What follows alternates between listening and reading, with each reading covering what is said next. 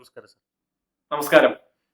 Sir, നമ്മള് നമ്മുടെ കേരളത്തിൽ ഇപ്പോൾ പോളണ്ടിനെ പറ്റി മിണ്ടരുത് എന്ന് പറയുന്ന പോലെയാണ് ഓപ്പറേഷൻ സിന്ദൂറിന്റെ കാര്യം. ഓപ്പറേഷൻ സിന്ദൂറിനെ പറ്റി മിണ്ടരുത് എന്നുള്ളൊരു ഇതുണ്ട്. കഴിഞ്ഞ ദിവസം നടന്ന ഒരു സംഭവത്തിനെ പറ്റിയാണ്. അതായത് കൊല്ലത്ത് ശാസ്താംകോട്ടയിൽ അവിടെ പാർത്ഥസാരഥി ക്ഷേത്രത്തിൽ ഓണാഘോഷത്തിന്റെ ഭാഗമായിട്ട് അവിടെ പൂക്കളം ആ, ഇത് ചെയ്തിട്ടുണ്ടായിരുന്നു. അപ്പോൾ പൂക്കളത്തിൽ അവിടെ ഹൈക്കോടതിയുടെ ഒരു നിർദ്ദേശപ്രകാരം ഈ ടെമ്പിളിന്റെ അമ്പലത്തിന്റെ അതോറിറ്റീസ് തന്നെ ടെമ്പിൾ അതോറിറ്റീസ് തന്നെ അവർ ഹൈക്കോടതിയിൽ പോയി വാങ്ങിച്ചൊരു ഓർഡറായിരുന്നു. അതായത് ക്ഷേത്ര ആഘോഷങ്ങളുമായി ബന്ധപ്പെട്ട് യാതൊരു രാഷ്ട്രീയ പാർട്ടിയുടെ ചിഹ്നങ്ങളും അവിടെ വരാൻ പാടില്ല എന്നുള്ളത്. പക്ഷേ അവർ ബി ജെ പിക്കാർ ഒരുക്കിയ ഈ അത്തപ്പൂക്കളത്തിൽ ഓപ്പറേഷൻ സിന്ദൂർ എന്നുള്ള ഒരു നാമ ഇതുണ്ടായിരുന്നു, ഒരു പേര് അതിനകത്ത് ഉണ്ടായിരുന്നു.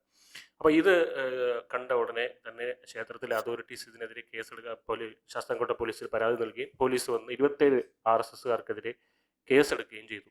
ഇത് നടന്നത് നമ്മുടെ കേരളത്തിലാണെന്ന് പറയുന്നതിൽ കുറച്ച് ദുഃഖമുണ്ട്. പക്ഷേ ഇതിൽ മറ്റൊരു കാര്യം കൂടെ ഇതിൻ്റെ കൂടെ ചേർത്ത് വായിക്കേണ്ടത്, കുറച്ച് മാസങ്ങൾക്ക് മുമ്പ് ഈ ഹമാസ് തീവ്രവാദികളുടെ ഫോട്ടോയുമായിട്ട് ഫോട്ടോയും ആനപ്പുറത്ത് എഴുന്നള്ളിച്ച് തൃത്തല ആഘോഷം, തൃത്തലയിലെ അവിടുത്തെ ക്ഷേത്രത്തിൻ്റെ ആഘോഷമായിട്ട് ബന്ധപ്പെട്ട്, ക്ഷേത്രമല്ല തൃത്തല അവിടുത്തെ ആഘോഷമായിട്ട് ബന്ധപ്പെട്ട് അവിടെ പരേഡ് ചെയ്തിരുന്നു.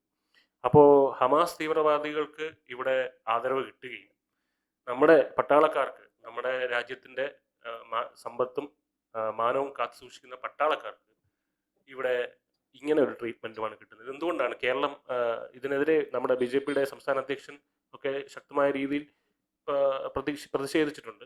ഇത് കേരളം ഭരിക്കുന്നത് ജമാഅത്ത് ഇസ്ലാമി അല്ല എന്നൊക്കെയുള്ള രീതിയിൽ അദ്ദേഹം പറഞ്ഞിട്ടുണ്ട്. പക്ഷേ എന്തുകൊണ്ടായിരിക്കാം ഇത് ഇത്തരത്തിൽ ഉള്ള സംഭവങ്ങൾ കേരളത്തിൽ ആവർത്തിക്കുന്നത്?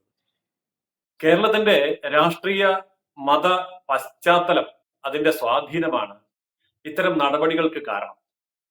കേരളം ആരാണ് ഭരിക്കുന്നത്? നമുക്ക് തോന്നും കോൺഗ്രസ് ഭരിക്കുന്നു, CPM ഭരിക്കുന്നു, LDF അധികാരത്തിലിരിക്കുന്നു, UDF അധികാരത്തിലിരിക്കുന്നു. പക്ഷെ സത്യത്തിൽ കേരളം ഭരിക്കുന്നത് LDFോ UDFോ അല്ല, കോൺഗ്രസോ CPMോ അല്ല. ഇവിടുത്തെ സംഘടിത മതശക്തികൾ, ആ സംഘടിത മതശക്തികളെ സ്വാധീനിക്കുന്ന ഭീകര പ്രസ്ഥാനങ്ങളുടെ ആശയങ്ങൾ, ഇതാണ് കേരളത്തെ യഥാർത്ഥത്തിൽ ഭരിക്കുന്നത്.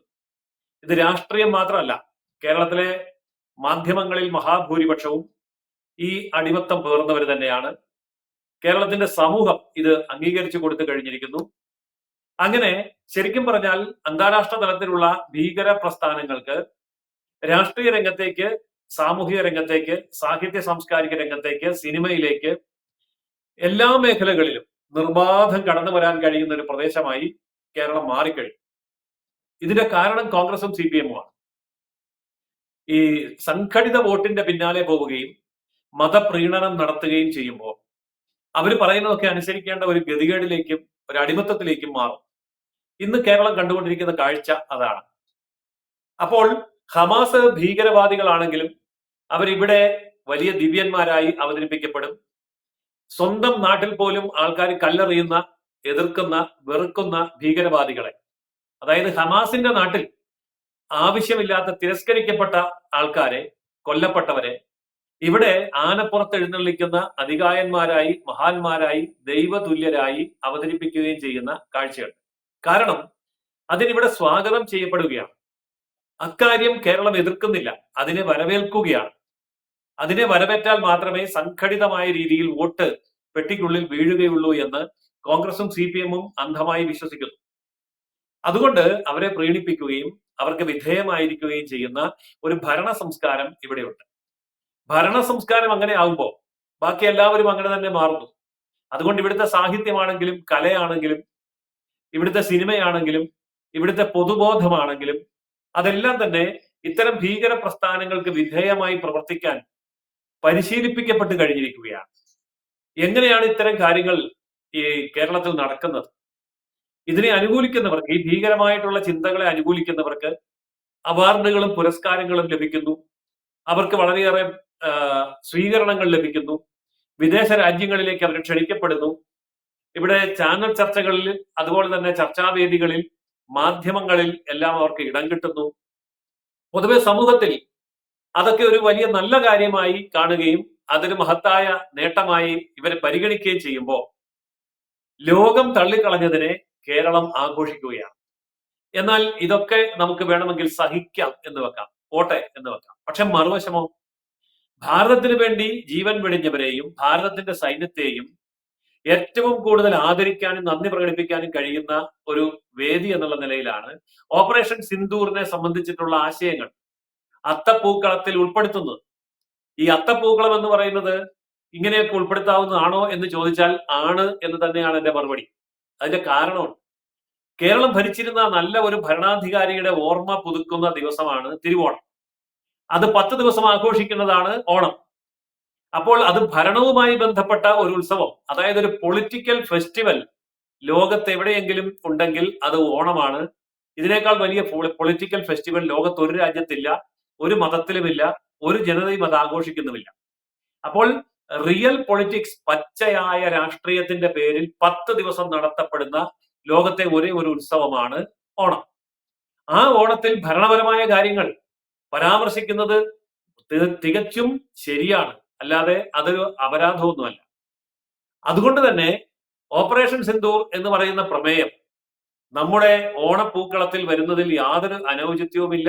യഥാർത്ഥത്തിൽ അതാണ് ഔചിത്യം. നമുക്കറിയാമല്ലോ, കേരളം മുഴുവൻ നടക്കുന്ന അല്ലെങ്കിൽ ലോകം മുഴുവൻ നടക്കുന്ന അത്തപ്പൂക്കള മത്സരങ്ങളെ നോക്കൂ.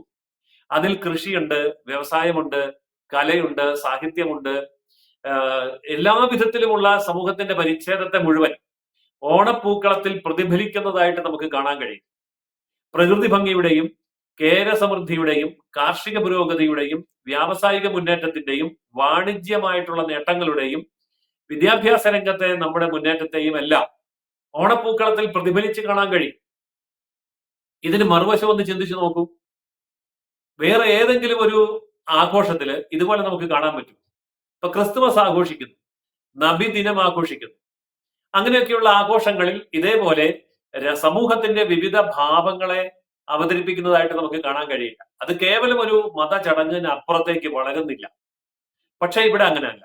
ഓണം എന്ന് പറയുന്നത് കേവലം ഒരു മതചടങ്ങല്ല, അതിന് മതപരമായിട്ടുള്ള പശ്ചാത്തലമുണ്ട് എന്നുള്ളത് വളരെ ശരിയാണ്. ഇപ്പൊ വാമനൻ, മഹാബലി, വിഷ്ണുവിന്റെ അവതാരം, അങ്ങനെയൊക്കെ നോക്കുമ്പോൾ തൃക്കാക്കര അപ്പനുമായി ബന്ധപ്പെട്ട തൃക്കാക്കര ക്ഷേത്രത്തിലെ ഓണത്തിന്റെ അത്തരം ആഘോഷങ്ങൾ, ആചാരാനുഷ്ഠാനങ്ങൾ, തൃപ്പൂണിത്തുറയിലെ അത്തച്ചമയം എന്ന് തുടങ്ങി മതപരമായിട്ടുള്ള ഒരു പശ്ചാത്തലം, അത് ഇങ്ങനെ ഒരു പാരമ്പര്യം, അങ്ങനെ ഒരു തുടക്കം, ഉത്ഭവം, ഇതൊക്കെ വളരെ വ്യക്തമാണ്. പക്ഷേ കേവലം ഹിന്ദു ധർമ്മത്തിന്റെ, സനാതന ധർമ്മത്തിന്റെ, ഹിന്ദു മതത്തിന്റെ ആഭ്യന്തരമായിട്ടുള്ള ഒരു ആഘോഷമോ ആചാരാനുഷ്ഠാനമോ മതപരമായ ചടങ്ങോ ആയിട്ടല്ല മലയാളി ഓണത്തെ കാണുക. അത് മുസ്ലിം ആണെങ്കിലും ക്രിസ്ത്യാനി ആണെങ്കിലും, അത് കമ്മ്യൂണിസ്റ്റുകാരനോ കോൺഗ്രസ്സുകാരനോ BJP യോ ആര് തന്നെയാണെങ്കിലും, ഓണം മലയാളിയുടേതായ ഒരു ദേശീയ ഉത്സവമാണ്. പക്ഷെ ആ ദേശീയോത്സവത്തിൽ ചില കാര്യങ്ങൾ പാടില്ല എന്ന് ചിലർ വാശി പിടിക്കുമ്പോൾ എന്തുകൊണ്ട് എന്ന ചോദ്യത്തിന് മറുപടി പറയാൻ അവർ ബാധ്യസ്ഥ. ഓപ്പറേഷൻ സിന്ദൂർ എന്ന് പറയുന്ന അത്തപ്പൂക്കളം രചിക്കാൻ തയ്യാറായിട്ടുള്ള ആൾക്കാരെ കേസിൽ കുടുക്കി അറസ്റ്റ് ചെയ്തു എന്ന് പറയുമ്പോൾ, അവർക്കെതിരെ കേസെടുത്തു എന്ന് പറയുമ്പോൾ എന്താണ് അവർ കാരണം? പോലീസ് പറയുന്നത് കലാപാഹ്വാനം നടത്തി. FIR അങ്ങനെയാണ്. പോലീസ് ഇട്ടിരിക്കുന്ന FIR-ൽ കലാപത്തിന് ആഹ്വാനം കൊടുത്തു എന്നുള്ളതാണ്. ഓപ്പറേഷൻ സിന്ദൂർ ആർക്കെതിരെയുള്ള കലാപമായിരുന്നു? അതാണ് നമ്മൾ ഇവിടെ ചിന്തിക്കുന്നത്. ഓപ്പറേഷൻ സിന്ദൂർ എന്ന് പറയുന്നത് ഭീകരവാദികൾക്കെതിരെയുള്ള കലാപമായിരുന്നു. ഓപ്പറേഷൻ സിന്ദൂർ എന്ന് പറയുന്ന നീക്കം രാജ്യവിരുദ്ധ ശക്തികൾക്കെതിരെയുള്ള നീക്കമായിരുന്നു. അപ്പോൾ ഇന്ത്യക്കെതിരായിട്ട് നീങ്ങുന്ന ഭീകരവാദ പ്രസ്ഥാനങ്ങൾക്കും അവരുടെ സായുധ മുന്നേറ്റങ്ങൾക്കും എതിരായി ഭാരതം നൽകിയ അതിശക്തമായ തിരിച്ചടിയായിരുന്നു. അതും ശത്രു രാജ്യത്തിന്റെ മണ്ണിൽ ചെന്ന് നടത്തിയ തിരിച്ചടിയായിരുന്നു ഓപ്പറേഷൻ സിന്ദൂർ. ആ ഓപ്പറേഷൻ സിന്ദൂറിനെ പോലീസ് കേസെടുത്ത് കലാപാഹ്വാനമായി കാണുകയും അതിനെ രാജ്യദ്രോഹമായി ചിത്രീകരിക്കുകയും അങ്ങനെയുള്ള ഒരു നിറം കൊടുക്കുകയും ചെയ്യുമ്പോൾ കേരളം ഭരിക്കുന്നത് ആരാണ്? ഓപ്പറേഷൻ സിന്ദൂറിന്റെ മറുവശത്ത് നിന്നുകൊണ്ട് ഇന്ത്യയിലെ സഹോദരി സഹോദരന്മാർക്ക് നേരെ വെടിവെച്ച, ഇന്ത്യക്കാരെ കൊന്നൊടുക്കിയ അതേ ഭീകരവാദികളാണ് കേരളം ഭരിക്കുന്നത് എന്ന് ഇതിൽ നിന്ന് മനസ്സിലാക്കേണ്ടി വരും. കാരണം അവരുടെ പ്രവൃത്തിയും ഇവരുടെ പ്രവൃത്തിയും ഒന്ന് തന്നെയാണ്. അപ്പോൾ കേരളം ഭരിക്കുന്നവർക്ക് ഈ ഭീകരവാദികളുടെ മനസ്സും അവരുടെ തലച്ചോറും അവരുടെ ചിന്തയും അവരുടെ വിശ്വാസ പ്രമാണങ്ങളും അവരുടെ ആദർശങ്ങളുമാണ്. അല്ലെങ്കിൽ എന്തുകൊണ്ടാണ് അങ്ങനെയുള്ളവരുടെ ഭരണകൂടം അവരുടെ പോലീസിനെ ഉപയോഗിച്ചുകൊണ്ട് ഇങ്ങനെ ഒരു FIR ഇട്ടത്? കലാപാഹ്വാനമാണ് എന്ന് അതിനെ വ്യാഖ്യാനിച്ചത് കേരളം ചർച്ച ചെയ്യേണ്ട ഒരു വിഷയമാണ്. പക്ഷേ നമ്മളിപ്പോൾ ഇവിടെ നമ്മുടെ ചാനലിൽ ഇരുന്ന് ഇത് ചർച്ച ചെയ്യുമ്പോൾ ഞാൻ കേരളത്തിലെ പൊതുമാധ്യമങ്ങളെ ശ്രദ്ധിക്കുകയായിരുന്നു കഴിഞ്ഞ ദിവസങ്ങൾ. കേരളത്തിൽ എത്രയോ വലിയ പത്രമാധ്യമങ്ങളുണ്ട്, എത്രയോ വലിയ മറ്റ് ചാനലുകളുണ്ട്. പക്ഷെ അവരൊന്നും ഇത്തരം കാര്യം ചർച്ചയ്ക്കെടുത്തുകൊണ്ട് ഈ വിഷയത്തെ പച്ചയ്ക്ക് പറയാൻ ധൈര്യപ്പെടുന്നില്ല. രണ്ട് കാരണങ്ങളാണ്. ഒന്ന് ഭയം, നേരത്തെ പറഞ്ഞ സംഘടിത മതശക്തികളുടെ ഭയം. എന്നാൽ ഇതേതെങ്കിലും ഒരു മതമല്ല. ഭീകരവാദം എന്ന് പറയുന്നത് മതത്തിന്റെ പേരിലാണ് നടക്കുന്നതെങ്കിൽ പോലും അതൊരു മതമല്ല, അത് ആ മതത്തിനെതിരാണ്. ഇപ്പൊ ഇസ്ലാം മതത്തിനകത്ത് ഭീകരവാദം ഉണ്ടായെങ്കിൽ അതിന്റെ ഒന്നാമത്തെ ഇര ഇസ്ലാമികൾ തന്നെയാണ്, ഇസ്ലാമിസ്റ്റുകൾ തന്നെയാണ്, അല്ലെങ്കിൽ മുസ്ലിം മതവിഭാഗത്തിൽപ്പെട്ടവരാണ് ഒന്നാമത്തെ ഇര. അതറിയണമെങ്കിൽ ഈ കാശ്മീർ ഉൾപ്പെടെ വിദേശ രാജ്യങ്ങളിലേക്കും കൂടെ, ഇന്ത്യയിലെ കാശ്മീരിലും ഇസ്ലാമിക രാജ്യങ്ങളിലേക്കും നോക്കിയാൽ മതി. ഇസ്ലാമിക ഭീകരവാദികൾ കൊന്നൊടുക്കുന്നത് ആരെയാണ്? ഇന്ത്യയില് ഹിന്ദുക്കളെ കൊന്നൊടുക്കുമായിരിക്കും, വസ്ത്രം മാറ്റി നോക്കി മതം ഉറപ്പുവരുത്തി ഹിന്ദുക്കളെ കൊന്നൊടുക്കുമായിരിക്കും. പക്ഷേ ഇസ്ലാമിക തീവ്രവാദികൾ ലോകം മുഴുവൻ കൊന്നൊടുക്കുന്നത് ആരെയാണ്? അത് മുസ്ലിങ്ങളെ തന്നെയാണ്. അപ്പോൾ ഭീകരവാദത്തിന്റെ ആദ്യത്തെ ഇര അതാത് മതത്തിൽപ്പെട്ടവർ തന്നെയാണ്. അതുകൊണ്ട് തന്നെ ലോകമെമ്പാടും ഈ ഭീകരവാദത്തെ അപലപിക്കുകയും എതിർക്കുകയും അതിനെതിരെ യുദ്ധം പ്രഖ്യാപിക്കുകയും അതിനെതിരെ രാജ്യങ്ങളുടെ ഐക്യനിര കെട്ടിപ്പടുക്കുകയും ഒക്കെ ചെയ്യുമ്പോൾ അതിന് നേതൃത്വം കൊടുക്കുന്ന രാജ്യമാണ് ഭാരതം. അപ്പോൾ നമ്മുടെ ദേശീയമായ ഒരു നിലപാടിനെ ഉച്ചൈസ്തരം ഉദ്ഘോഷിക്കുന്ന ഒരു പ്രഖ്യാപനമായിരുന്നു ഈ ഓപ്പറേഷൻ സിന്ദൂർ എന്ന് പറയുന്ന അത്തപ്പൂക്കളം. ആ അത്തപ്പൂക്കളത്തെ കലാപാഹ്വാനമാണ് എന്ന് FIR-ൽ എഴുതി ചേർത്ത് പോലീസ് കേസെടുത്തു എന്ന് പറഞ്ഞാൽ ആ പോലീസ് ഭീകരവാദികളുടെ പോലീസാണ്. ആ പോലീസിനെ ഭരിക്കുന്നത് ഈ ഭീകരവാദികളാണ്. ഓപ്പറേഷൻ സിന്ദൂറിന് കാരണക്കാരായ ഭീകരവാദികൾ തന്നെയാണ് ആ പോലീസിനെ ഭരിക്കുന്നത് എന്ന് നമുക്ക് പറയേണ്ടി വരും. ഇതാണ് കേരളത്തിൽ ഇന്ന് നിൽക്കുന്ന പശ്ചാത്തലം. അതുകൊണ്ടാണ് ഇത്തരം കാര്യങ്ങൾ കേരളത്തിൽ നിരന്തരമായി സംഭവിച്ചുകൊണ്ടിരിക്കുന്നത്.